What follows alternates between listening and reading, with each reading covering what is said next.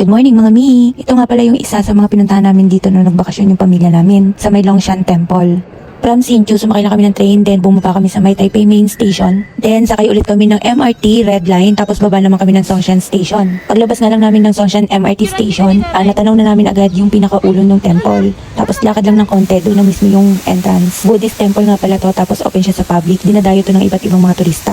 Sobrang Instagrammable ng lugar. So syempre respect nilang tayo dun sa mga local na talagang pumunta dito para magdasal. Nagpicture lang kami dito sa may pinaka-entrance kasi entrance pa lang talaga Instagrammable na. Tapos pagpasok namin dun sa loob, merong mga nagtitinda ng mga souvenirs. Wala naman nakalagay or nagsabi sa amin na bawal mag-video at saka mag-picture sa loob. At napakarami din naman namin nakita ng mga locals na talaga nagpi-picture, nagbi-video. Pero hindi na rin kami masyadong pumasok doon mismo sa pinaka-loob, sa may pinaka-temple nila. Kasi nakikita namin maraming local yung talagang munta para magdasal. Di ko alam kung tama yung salitang dasal para sa kanila kasi Buddhist yung religion nila dito. Hindi ko rin alam kung paano yung way ng pag-worship nila. Since nakapagpa-picture naman na kami dito sa may pinaka-entrance pa lang at saka dito sa may mga gilid-gilid, umalis na rin kami agad dito kasi marami pa kami mga pupuntahan dito sa may pinaka-Taipei. Marami kasi malalapit na tourist spot dito na MRT lang talaga yung sasakyan mo. Pagbaba mo doon na talaga yung pinaka-tourist spot. Kaya hindi na rin kami nag-aaksaya masyado ng mga oras dito. Basta makapagpa-picture kami is okay na. Meron din nga pala sa mga Buddhist na nag-aalay sila ng mga pagkain, prutas, mga ganyan. Yung mga nasa lamesa, mga alay yan. Tapos kung yun sa atin, ang tinitilik natin is kandila. Sa kanila naman yung parang stick na pula na umuusok.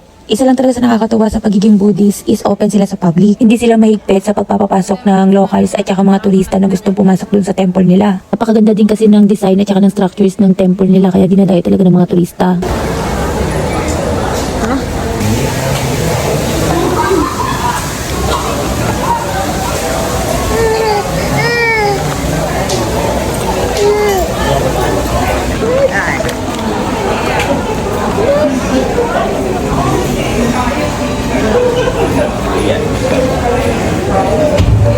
And that's all for today's video. Thank you for watching guys. Please like and follow my page. Bye!